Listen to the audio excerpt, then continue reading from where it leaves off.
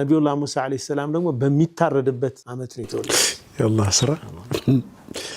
ወለደች እናት ተጨንቃለች فاذا خفتي عليه ከፈለግሽ አንቺ ጋር ያዡ ተባለች ከፈራሽ ደግሞ فالقيه في اليم በጣም ከባድ በጣም ገና የተወለደ ህፃን ልጅ በማዕበል በሚላጋ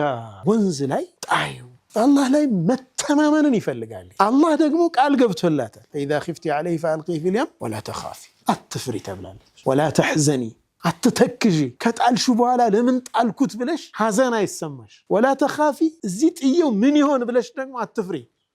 ያለፈው ማያሳዝንሽ የሚመጣው ማያስፈራሽ ይሄ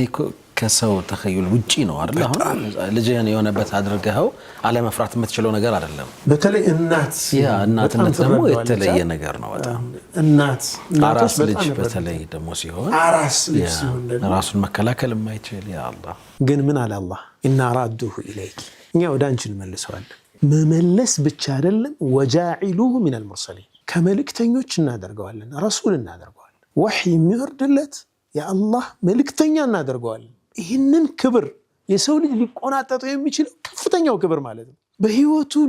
ሊታረድ የሚፈራለትን ህፃን ገና አራስ ወንዝ ላይ ጣዩና ግን እኛ ወደ አንቺ መልሰ ነው እንደው መልእክተኛ እናደርገዋለን ይሄ በጣም ከባድ መተማመን ይፈልጋል በጣም ከባድ ይሄ ثقة بالله عز وجل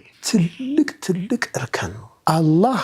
ባዘዘ ነገር ላይ ስለ ውጤቱ ምንም ሳታስብ ሙሉ ለሙሉ ለአላህ እጅህን መስጠት ይጠይቃል በቃ አላህ ባለህ ነገር ላይ እርግጠኛ መሆን ማለት ነው